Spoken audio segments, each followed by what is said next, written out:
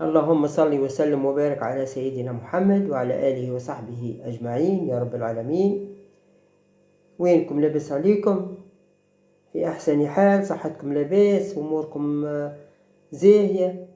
إن شاء الله هتكونوا كل بألف صحة وألف خير، إن شاء الله أيامكم كل رقي وازدهار، وإن شاء الله الفيديو هذا يدخل عليه لبيوتكم ويلقاكم كل لاباس عليكم ويلقاكم في أحسن حال. اليوم جبت لكم وصفة زمنية أما فيها فايدة كبيرة، زمنية وطبيعية من الكوجينة، ما تخسروا حتى فرنك. هذه للي يخرجوا برشا للسمش وقت تحرقوا جلدتهم تتحرق من السمش. هذه وصفة فعالة جدا.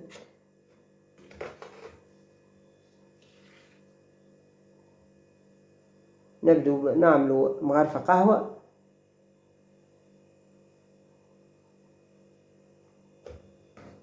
ونجيبوا الطماطم كعب كيما هكا، نقصوها في زوز كيما هكا.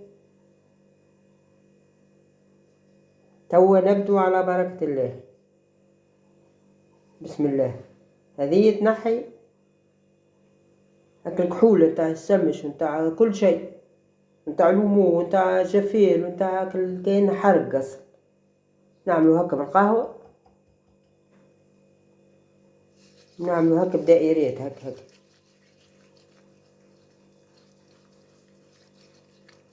نعملو دائرات بالكدا بالكدا، يعني الطماطم عندها مفعول، لكن الماء نتاعها هذاك ينحي هاك السيودة في اليدين وفي الوجه، وحتى في الوجه تجينا. لازم كعبة طماطم تكون باهية، فيها تكون جديدة وفيها الماء بالكدا هكا. ها ونزيدو نقعد هكا ونعملو بالكدا بالكدا دائرات بالكدا.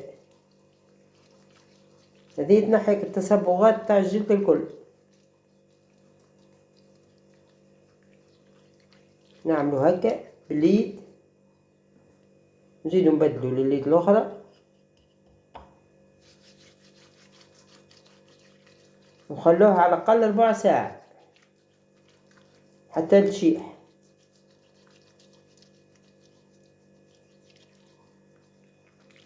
هذه تنحي التصبغات في الوجه وفي اليدين، في اي منطقة فيها التصبغات تعملوها. هذه مجربة ومضمونة وصحية، هذه كل طبيعية، قهوة طماطم وكل كيف كيف. حتى اللي عنده حساسية ولا حاجة ما يخافش. هكا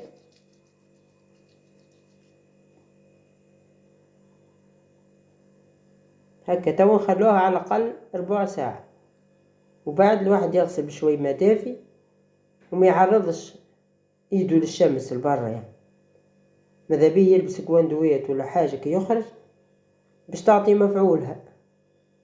كل يوم نعملوها مرة مدة أسبوعين تشوفوا التصبغات الكل تتنحى. إن شاء الله تعجبكم الوصفة، وما تنسوش الإعجاب والاشتراك، والسلام عليكم.